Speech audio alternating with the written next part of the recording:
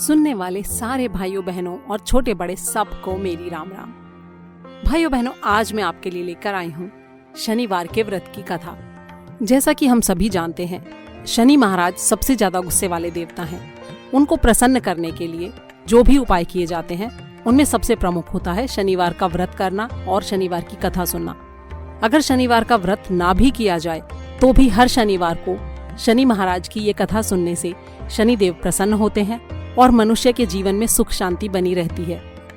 यदि किसी के ऊपर शनि की दशा भी चल रही हो तो भी वो समय बहुत ही सुख शांति से बीत जाता है, अगर हम हर शनिवार को ये कथा सुनते हैं। तो आइए कथा शुरू करते हैं।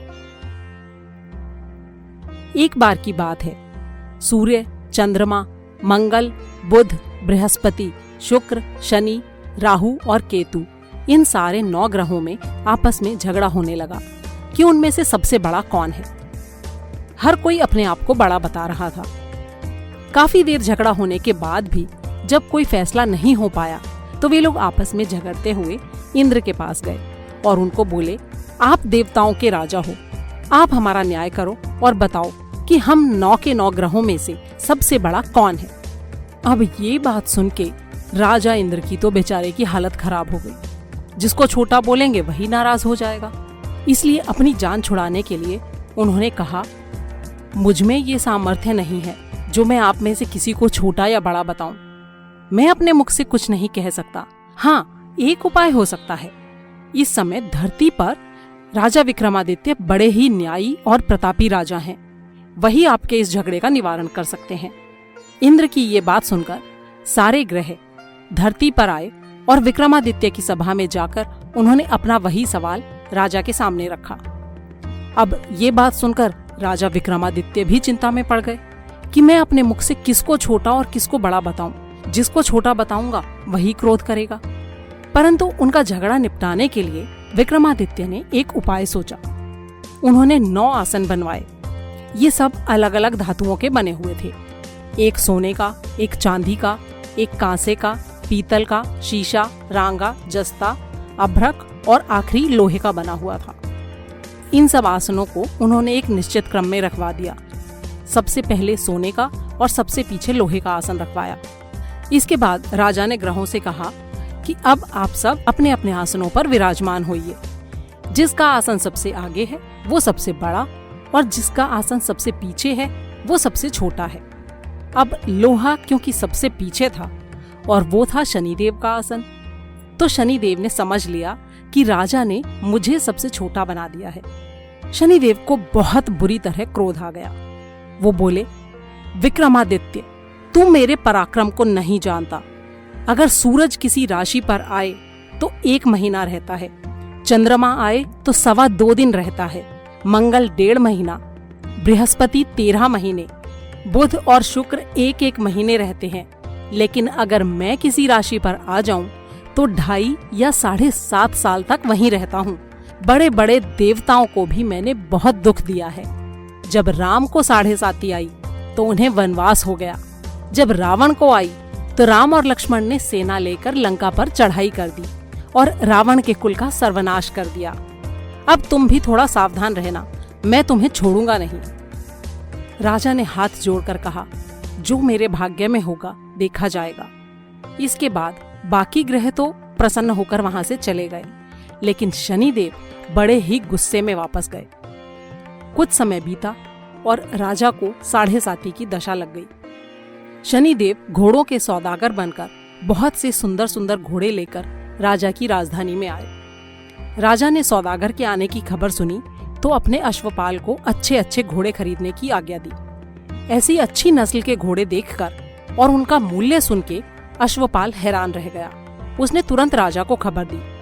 राजा वहां आया और उसने उन घोड़ों को देखा परखा, फिर एक अच्छा सा घोड़ा चुन के सवारी के लिए उसके ऊपर चढ़ गया। राजा के घोड़े की पीठ पे चढ़ते ही घोड़ा तेजी से वहां से भाग निकला। बहुत दूर तक किसी भी उपाय से वो रुका ही नहीं। एक घने जंगल में ले जाकर वहां राजा को छोड़कर वो घोड़ा वहां से गायब हो गया। अब राजा अकेला जंगल में इधर उधर भटकने लगा। बहुत देर के बाद भूख और प्यास से जब वो बुरी तरह परेशान हो गया तो वहां उसे एक ग्वाला दिखाई दिया। राजा की ऐसी हालत देखकर ग्वाले ने उसे पानी पिलाया। राजा की उंगली में अंगूठी थी, वो उसने ग्वाले को दे दी और फिर शहर की तरफ जाने वाले रास्ते पे चल दिया। वहां से पास के एक शहर में पहुंच के राजा एक सेठ की दुकान पर जाकर बैठ गया। उसने उसे बताया कि वो उज्जैन का रहने वाला है और उसका नाम है वीका। उसके चेहरे मोहरे को देखकर सेठ को ये लगा कि ये कोई बहुत ही कुलीन मनुष्य है। सेठ ने उसे खाना खिलाया और पानी पिलाया। राजा काफी देर वहीं उसी दुकान पर बैठा रहा। अब भाग्यवश उस दिन सेठ की दुकान पे बहुत ज्यादा बिक्री हुई। सेठ को लगा कि ये पुरुष तो बड़ा ही भाग्यवान है, तो क्यों ना मैं इसे अपने पास ही रख लूं। वो उसे भोजन कराने के लिए अपने साथ घर ले गया। भोजन करते समय राजा ने आश्चर्य की बात देखी कि सामने खूंटी पर एक हार लटका हुआ था और उस खूंटी ने उस हार को निगल लिया। जब सेठ का ध्यान उस हार की तरफ गया तो उसे हार वहां नहीं मिला। तब उसको ये लगा कि वीका के अलावा और तो कोई इस कमरे में आया नहीं है, इसलिए अवश्य ये हार उसी ने चोरी किया है। लेकिन वीका ने कहा कि नहीं, उसने हार नहीं लिया, हार तो खूंटी ने निगला है। लेकिन भला ऐसी बात पर कौन यकीन करता। 5-7 आदमी इकट्ठे होकर उसको फौजदार के पास ले गए। फौजदार ने उसको राजा के सामने पेश कर दिया और बोला कि शक्ल सूरत से तो ये भला आदमी लगता है, लेकिन सेठ का कहना है कि इसके अलावा घर में और कोई आया ही नहीं, इसलिए अवश्य ही ये चोरी इसी ने की है। राजा ने आज्ञा दी कि इसके हाथ पैर काटकर इसको चौरंगिया कर दिया जाए। राजा की आज्ञा का तुरंत पालन किया गया और वीका के हाथ पैर काट दिए गए। अब सिर्फ 4 कोने वाला उसका धड़ बाकी रह गया। कुछ समय इसी तरह बिताने के बाद एक तेली को उस पर दया आई और वो उसे अपने घर ले गया और उसने अपने कोल्हू पर उसको बैठा दिया। वीका उस पर बैठा हुआ अपनी जबान से बैल को हाँकता रहता।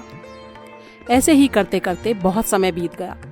आखिरकार शनि की दशा समाप्त हुई और एक रात को वर्षा ऋतु के समय वो मल्हार राग गाने लगा। उसका गाना सुनकर उस शहर के राजा की कन्या उसके ऊपर मोहित हो गई। उसने अपनी दासी को भेजा कि ये देखकर आओ कौन व्यक्ति गा रहा है। दासी ने सारे शहर में ढूंढा, तब उसे पता चला कि तेली के घर में एक चौरंगिया है जो ये राग गा रहा है। दासी ने महल में आकर राजकुमारी को सारा हाल सुनाया। बस राजकुमारी ने उसी क्षण अपने मन में ये प्रण कर लिया कि चाहे जो भी हो जाए, मुझे तो इसी चौरंगिया के साथ ही विवाह करना है। सुबह हुई और दासी ने राजकुमारी को जगाना चाहा, लेकिन वो अनशन व्रत लेकर वहीं पड़ी रही। दासी ने रानी के पास जाकर राजकुमारी का सारा वृत्तांत रानी को कह सुनाया। रानी तुरंत वहां आई और उसने राजकुमारी से उसके दुख का कारण पूछा। राजकुमारी बोली कि माँ, मैंने ये प्रण किया है कि तेली के घर में जो चौरंगिया है मैं उसके साथ विवाह करूंगी। माता ने कहा, पगली, ये क्या बात कह रही है? तेरा विवाह तो किसी देश के राजा के साथ होगा। कन्या बोली, माँ, मैं अपना प्रण कभी नहीं तोड़ूंगी। उसकी माँ ने चिंतित होकर ये बात उसके पिता को बताई। राजा ने भी आकर उसे बहुत समझाया कि मैं अभी सारे देशों में अपने दूत भेजता हूँ और एक से एक सुयोग्य, रूपवान और बड़े से बड़े गुणी राजकुमारों की लाइन लगा देता हूँ।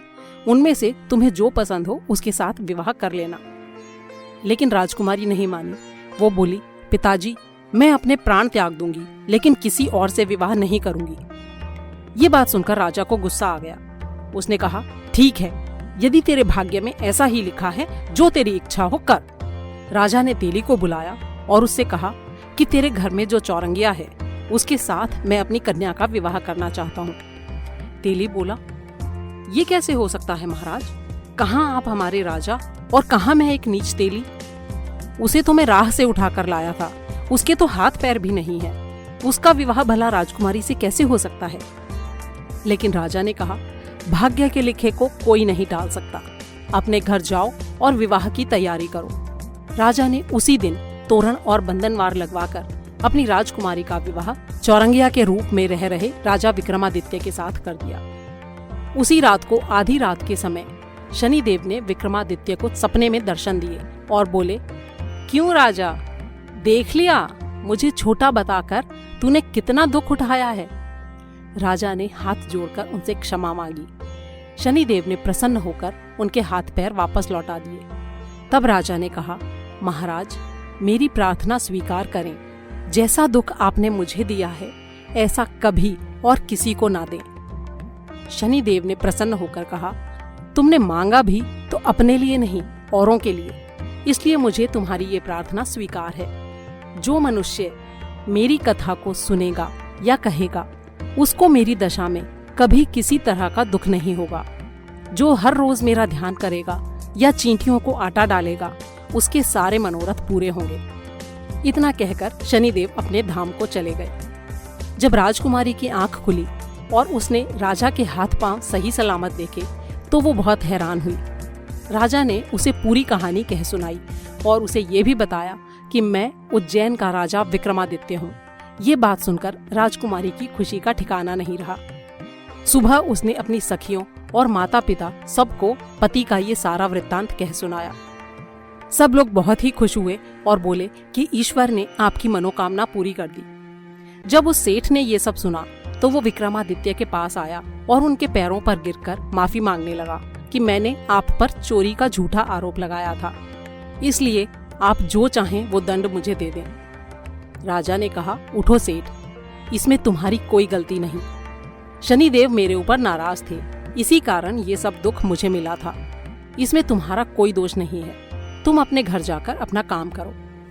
सेठ बोला, महाराज, मुझे तभी शांति मिलेगी जब आप मेरे घर चलकर प्रेम से वहां भोजन करोगे। राजा ने कहा, ठीक है, मैं आऊंगा। सेठ ने अपने घर ले जाकर अनेक प्रकार के सुंदर भोजन बनवाए। राजा विक्रमादित्य को प्रीति भोज दिया। जब राजा भोजन कर रहे थे, बड़े ही आश्चर्य की बात सबको दिखाई दी। जो खूंटी पहले हार निगल गई थी वो अब हार उगल रही थी, और ये बात वहां मौजूद सारे लोगों ने अपनी आंखों से देखी। जब भोजन समाप्त हो गया तो सेठ ने हाथ जोड़कर बहुत सी मोहरें राजा को भेंट की और साथ ही ये भी कहा कि महाराज, मेरे श्री कंवरी नाम की एक कन्या है, उसको आप पाणी ग्रहण में स्वीकार करें। इसके बाद सेठ ने अपनी कन्या का विवाह राजा के साथ कर दिया और बहुत सा दान दहेज आदि दिया। कुछ दिनों तक वहां निवास करने के बाद विक्रमादित्य ने शहर के राजा से कहा कि अब मैं अपने घर उज्जैन जाना चाहता हूँ। कुछ दिनों के बाद राजा वहां से विदा लेकर राजकुमारी मनभावनी, सेठ की कन्या श्री कंवरी और बहुत से दास दासियों, रथ और पालकियों सहित उज्जैन की तरफ चल पड़े। जब वो शहर के पास पहुंचे और वहां के लोगों ने राजा के आने की खबर सुनी तो सब लोग बहुत ही प्रसन्न हुए। उज्जैन की सारी प्रजा उनके स्वागत के लिए वहां उमड़ पड़ी। बड़ी ही प्रसन्नता और धूमधाम से राजा अपने महल में पधारे। सारे शहर में बड़ा भारी महोत्सव मनाया गया और रात को दीपमाला की गई। दूसरे दिन राजा ने पूरे शहर में ये ढिंढोरा पिटवा दिया कि शनि देवता सब ग्रहों में सबसे ऊपर हैं।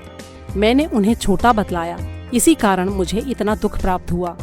तब से सारे शहर में हमेशा शनि देव की पूजा और कथा होने लगी। उसके कारण राजा और प्रजा को अनेक प्रकार के सुख प्राप्त हुए। जो कोई भी शनि देव की इस कथा को पढ़ता या सुनता है, शनि देव की कृपा से उसके सब दुख दूर हो जाते हैं। इसलिए हर शनिवार के दिन इस कथा को अवश्य सुनना या पढ़ना चाहिए। बोलो शनि महाराज की जय।